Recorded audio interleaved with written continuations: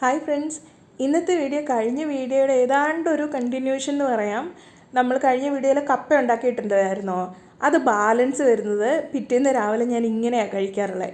അതായത് ഒന്ന് കടുക് പൊട്ടിക്കും, കടുകും വെളുത്തുള്ളിയും വറ്റൽമുളകും കറിവേപ്പിലയും കൂടി ഇട്ടിട്ട് അതൊന്ന് പൊട്ടി വന്നു കഴിഞ്ഞ് ബാലൻസ് ഉള്ള കപ്പ ഉണ്ടല്ലോ, അത് ഇതുപോലെ ആ പാത്രത്തിലേക്ക് ആ എണ്ണയ്ക്കകത്തോട്ട് ഇട്ട് കൊടുത്ത് കടുക് പൊട്ടിച്ച് ഇങ്ങനെ ആക്കി എടുക്കണം. അടിപൊളി ടേസ്റ്റാണ് കേട്ടോ. ട്രൈ ചെയ്തിട്ടില്ല, ചെയ്ത് നോക്കണേ. ഇതിപ്പം ഞാൻ ദോശയ്ക്ക് വേണ്ടിയിട്ട് അരി ഉഴുന്നൊക്കെ വെള്ളത്തിലിട്ട് വെച്ചിരിക്കുന്നതാണ്. ഞാൻ അതിൻ്റെ കൂട്ടത്തിൽ ഉഴുന്നൊരു 1/4 ഗ്ലാസ് എടുത്തു. 1/4 ഗ്ലാസ് തന്നെ നമ്മളുടെ ചെറുപയറുണ്ടല്ലോ, ചെറുപയറും ഇട്ടു.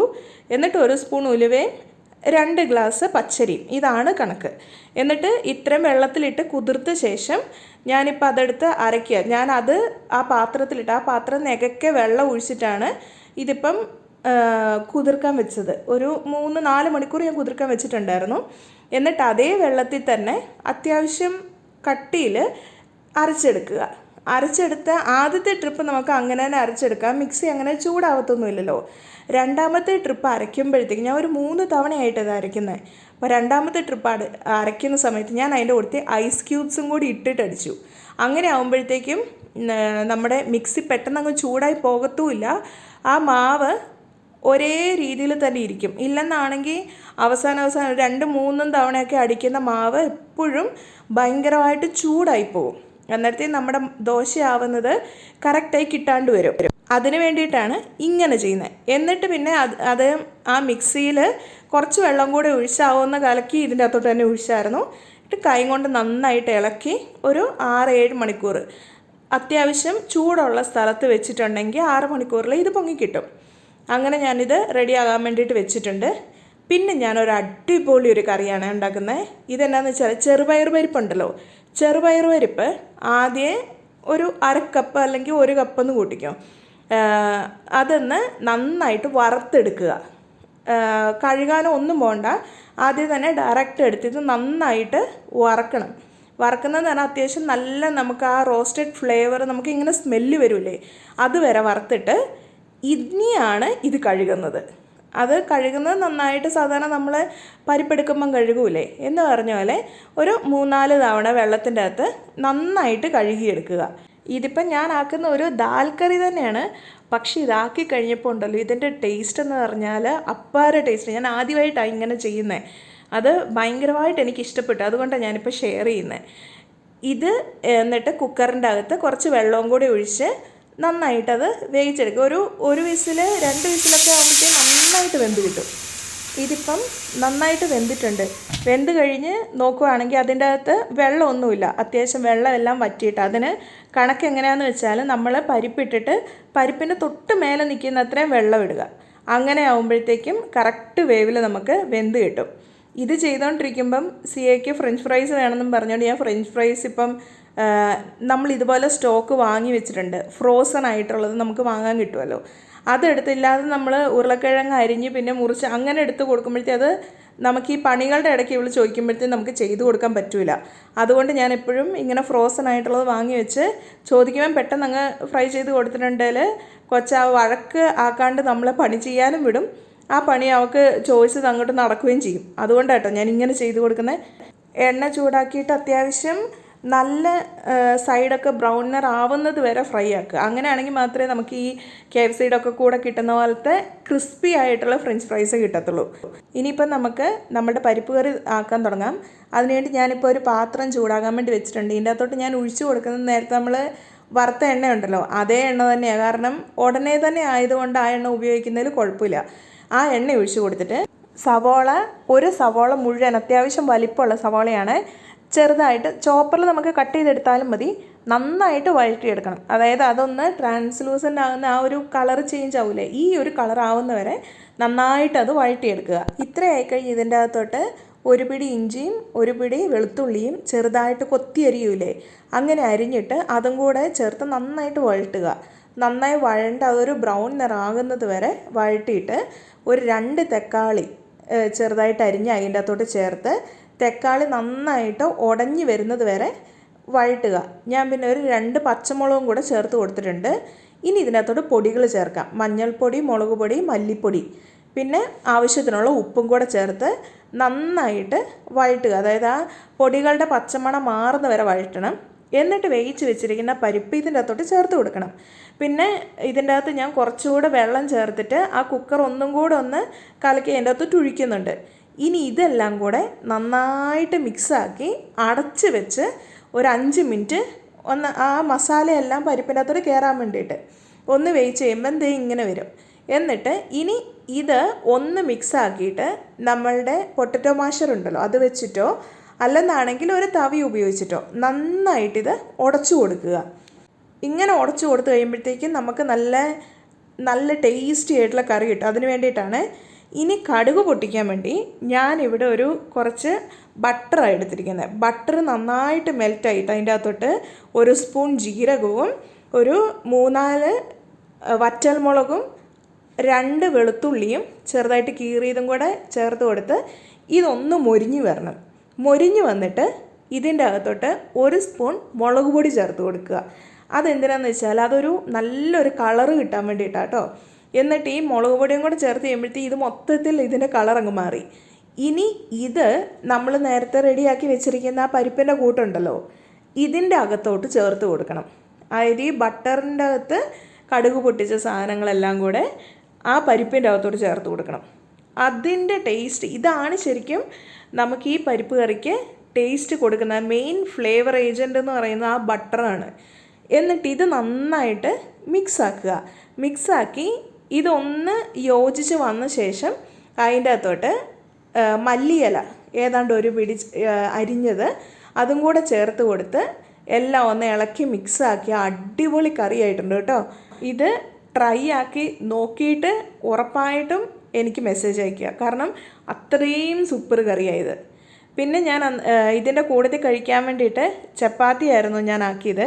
അത് കഴിഞ്ഞപ്പോഴത്തേക്കും അഭിപ്രായങ്ങൾ വന്ന് ചപ്പാത്തി വേണ്ടെന്ന്, അപ്പം നമുക്ക് പൂരിയാക്കാം. അങ്ങനെ ഞാനിപ്പം പൂരിക്ക് വേണ്ടിയിട്ട് പരത്തി അത് ചുട്ടെടുക്കുക. പിന്നെ വേറൊരു കാര്യം, എനിക്ക് പണ്ട് തൊട്ടേ കുക്ക് ചെയ്യാൻ അത്യാവശ്യം അറിയാമായിരുന്നു. പക്ഷേ എനിക്ക് ഈ പൂരി ഉണ്ടാക്കാൻ ഞാൻ എന്തുമാത്രം ചെയ്താലും പൂരി ശരിയായി വരില്ലായിരുന്നു. അതുകൊണ്ട് ഞാൻ എപ്പോഴും ചെയ്യുന്ന പൂരി എപ്പോഴും ഞാൻ പരത്തി കൊടുക്കും, എന്നിട്ട് ഇച്ചാനായിരുന്നു ചുട്ടുകൊണ്ടിരുന്നത്. അത് കഴിഞ്ഞ് പിന്നെ ഒരു തവണ ഞാൻ തിരുപ്പൂർ എൻ്റെ ഒരു ഫ്രണ്ടിൻ്റെ വീട്ടിൽ പോയപ്പം അവൾ എനിക്ക് പറഞ്ഞു തരികയാണ് ചെയ്തത്.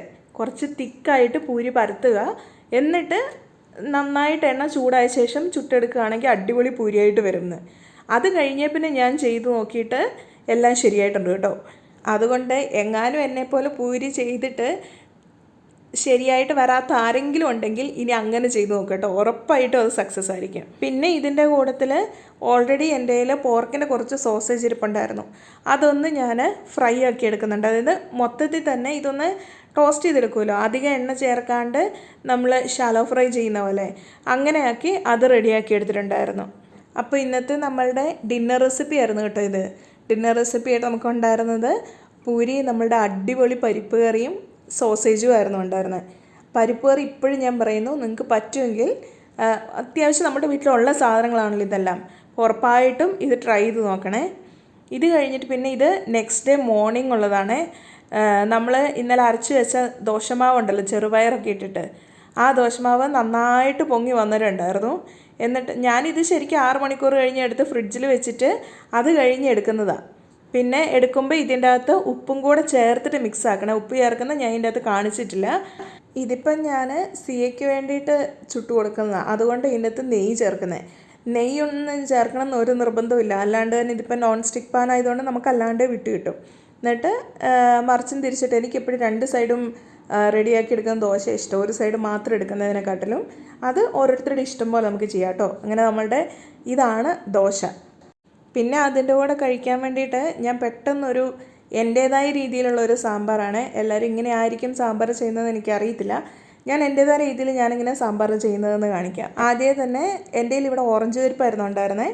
അത് നന്നായിട്ട് കഴുകി അതിന് കുക്കറിൻ്റെ അകത്തിട്ടിട്ട് 1 സ്പൂൺ കുറച്ച് മഞ്ഞൾപ്പൊടിയും കുറച്ച് വെള്ളവും കൂടെ ചേർത്ത് അതൊന്ന് കുക്കറിൽ വേവിച്ചെടുക്കണം.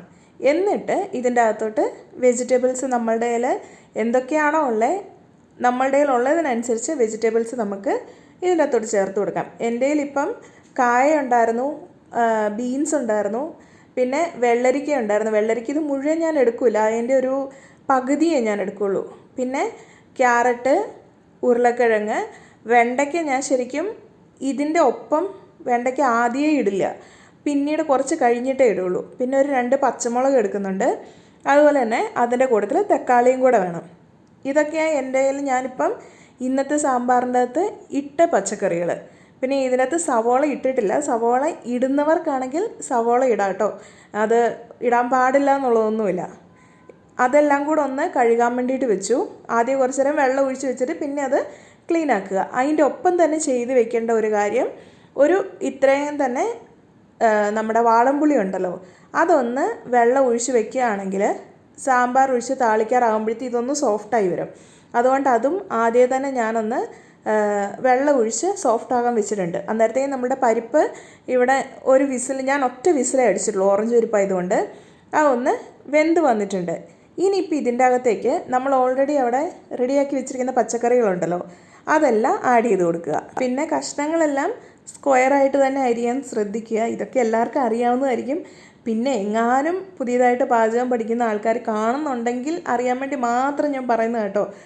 പിന്നെ അതിൻ്റെ അകത്തോട്ട് അത്യാവശ്യം നേരത്തെ തന്നെ ഞാൻ വെള്ളം ഒഴിച്ച് കൊടുക്കുന്നുണ്ട്. പിന്നെ അതിൻ്റെ കൂടെ മഞ്ഞൾപ്പൊടിയും ഉപ്പും ചേർത്ത് കൊടുത്തിട്ട് എല്ലാം കൂടെ നന്നായിട്ടൊന്ന് മിക്സ് ആക്കുക.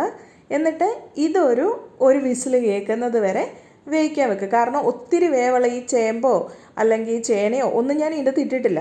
അതുകൊണ്ട് ഒറ്റ വിസിൽ മതി ഇതെല്ലാം കൂടെ ഒന്ന് വെന്ത് വരാൻ വേണ്ടിയിട്ട്. അതെല്ലാം ചേർക്കുവാണെങ്കിൽ ഒരു 2 വിസിൽ വരെ വിട്ടാലും കുഴപ്പമില്ല. എന്നിട്ട് ഇതെല്ലാം കൂടെ ഒന്ന് വെന്ത് വരുന്നവരെ വെയിറ്റ് ചെയ്യുക. ഇതിപ്പം ഞാൻ വെണ്ടയ്ക്കയും തക്കാളിയും ഓൾറെഡി മാറ്റി വെച്ചിട്ടുണ്ട്. അത് ഇതിന് കൂട്ടത്തിൽ ഞാൻ ഇട്ടിട്ടില്ല. ആ സമയം അന്നേരത്തേക്ക് ഇത് വെന്ത് വന്നിട്ടുണ്ട്. ഇനിയിപ്പോൾ ഇതിന് കടുക് പൊട്ടിക്കാൻ വേണ്ടിയിട്ട് ചീനച്ചട്ടി അടുപ്പത്ത് വെച്ചിട്ടുണ്ട്. എന്നിട്ട് അതിൻ്റെ അകത്തോട്ട് കുറച്ച് എണ്ണ ഒഴിച്ചു കൊടുക്കുക. എണ്ണ ചൂടായി വന്ന് ഞാൻ ആദ്യമേ തന്നെ വെണ്ടയ്ക്ക വറുത്തെടുക്കുക. അതാവുമ്പം നമുക്ക് സാമ്പാറിനകത്ത് വെണ്ടയ്ക്ക അങ്ങനെ കുഴഞ്ഞു പോകത്തില്ല. അതിന് വേണ്ടിയിട്ട് വെണ്ടയ്ക്ക ആദ്യമേ തന്നെ വറുത്തെടുത്തു. അത് ആ സാമ്പാർ നമ്മൾ വേവിച്ച് വെച്ച കഷ്ണങ്ങളുണ്ടല്ലോ അതിൻ്റെ അകത്തോട്ട് ഇട്ട് കൊടുത്തു. ഇനിയിപ്പോൾ അതിനകത്ത് ബാലൻസ് ഉള്ള ആ എണ്ണയുണ്ടല്ലോ അതിൻ്റെ അകത്തോട്ട് ഓരോ കാര്യങ്ങളായിട്ട് ഇട്ട് കൊടുക്കുക. അതായത് ആദ്യം തന്നെ കടുകിട്ടു, എന്നിട്ട് പിന്നെ അതൊന്ന് പൊട്ടിയതും വറ്റൽമുളക്, ചെറിയുള്ളി, വെളുത്തുള്ളി ഇത്രയിട്ട് ഒന്ന് വഴണ്ട് വന്നിട്ട് അതിൻ്റെ അകത്തോട്ട് കറിവേപ്പില ഇടുക. പിന്നെ ഞാൻ 1 സ്പൂണ് മല്ലിപ്പൊടി ഇട്ടു. പിന്നെ ഒരു 3 സ്പൂണ് സാമ്പാർ പൊടിയാണ് ഇടുന്നത്. ഞാൻ ഇവിടെ യൂസ് ചെയ്തിരിക്കുന്നത് നിറപറയുടെയാണ്. ഇതാണ് ഞാൻ യൂസ് ചെയ്യുന്ന സാമ്പാറിൻ്റെ പൊടി. ഈസ്റ്റേൻ്റേത് ഞാൻ ഇടയ്ക്ക് യൂസ് ചെയ്യാറുണ്ട്. എന്നിട്ട് ഇതെല്ലാം ആ എണ്ണയ്ക്കകത്ത് കിടന്ന് നന്നായിട്ടൊന്ന് വഴണ്ട് വരണം. ഇനി അതൊന്ന് വഴണ്ട് വന്ന ശേഷം മാത്രം അതിൻ്റെ അകത്തോട്ട് നേരത്തെ നമ്മൾ ആക്കി വെച്ച പുളി ഉണ്ടല്ലോ അതൊന്ന് നന്നായിട്ട് ആ വെള്ളത്തിൽ ഞെരടിയിട്ട് ആ പുളിവെള്ളം ഒഴിച്ചു കൊടുക്കണം. എന്നിട്ട് ഈ നമ്മളാക്കി വെച്ച് ഈ കടുക് പൊട്ടിച്ച സംഭവങ്ങളുണ്ടല്ലോ ഇതെല്ലാം കൂടെ നേരത്തെ വേവിച്ച് വെച്ച് കഷ്ണങ്ങൾക്കകത്തോട്ട് വെജിറ്റബിൾസിൻ്റെ അകത്തോട്ട് കുറച്ച് വെള്ളം കൂടെ ചേർത്ത്, വെള്ളം നമുക്ക് ആവശ്യമുണ്ടെങ്കിൽ മാത്രം ഒഴിച്ചാൽ മതിയേ. എനിക്കിവിടെ കഷ്ണങ്ങളെല്ലാം വെന്ത് കഴിയുമ്പോൾ കുറച്ച് കുറുകിയായിരുന്നു, അതുകൊണ്ടാണ് ഞാൻ വെള്ളം ഒഴിച്ചു കൊടുത്തത്. എന്നിട്ട് അതിൻ്റെ അകത്തോട്ട് കുറച്ച് ഉപ്പും കായവും 1 കഷ്ണം വെല്ലവും കൂടെ ചേർത്ത് കൊടുക്കുന്നുണ്ട്. എന്നിട്ട് ഇതെല്ലാം കൂടെ മിക്സ് ആക്കിയിട്ട് ഒന്ന് തിളച്ച് വരുമ്പോഴത്തേക്ക് ഇതിൻ്റെ അകത്തോട്ട് 2 തക്കാളി നമ്മൾ ആദ്യം എടുത്ത് മാറ്റി വെച്ചില്ലായിരുന്നോ അതും കൂടെ ചേർത്ത് നന്നായിട്ട് മിക്സ് ആക്കുക. ഇതെല്ലാം കമ്പൈൻഡായി ടേസ്റ്റെല്ലാം ബാലൻസ് ആയ ശേഷം അതിൻ്റെ അകത്തോട്ട് 1 പിടി മല്ലിയിലയും കൂടെ ചേർത്ത് കൊടുത്ത് നന്നായിട്ട് ഇളക്കി യോജിപ്പിച്ച് തിളച്ച് വന്നിട്ടുണ്ടെന്നാണ് അടിപൊളി സാമ്പാർ. ഇതാണ് എൻ്റെ സാമ്പാറിൻ്റെ സ്റ്റൈൽ കേട്ടോ. പിന്നെ അന്നേരത്തേക്കും നമ്മളുടെ ഫുഡ് കഴിക്കാൻ വേണ്ടിയിട്ടുള്ള ദോശ റെഡിയാക്കുക. സെയിം നമ്മളുടെ ചെറുപയർ ഇട്ടിട്ടുള്ള ദോശമാവുണ്ടല്ലോ ആ ദോശയും ചുട്ട് ഇതെല്ലാമായിരുന്നു നമ്മളുടെ ഇന്നത്തെ ഫുഡ്. പിന്നെ നമ്മളുടെ ചാനൽ കാണുന്ന ആരെങ്കിലും സബ്സ്ക്രൈബ് ചെയ്യാതെയാണ് കാണുന്നതെങ്കിൽ ഒന്ന് സബ്സ്ക്രൈബ് ചെയ്തിട്ട് ഈ വീഡിയോയ്ക്ക് ഒരു ലൈക്കും കൂടെ കൊടുത്തിട്ട് വീഡിയോ കാണാൻ ശ്രമിക്കണേ. അപ്പോൾ ഇതായിരുന്നു ഇന്നത്തെ നമ്മളുടെ വീഡിയോ. ഇഷ്ടപ്പെട്ടെങ്കിൽ കമൻറ്റ് ചെയ്യുക. എന്താണ് നിങ്ങളുടെ അഭിപ്രായം എന്നുള്ളത് താഴെ ഒന്ന് മെൻഷൻ ആക്കണം കേട്ടോ. Thank you for watching.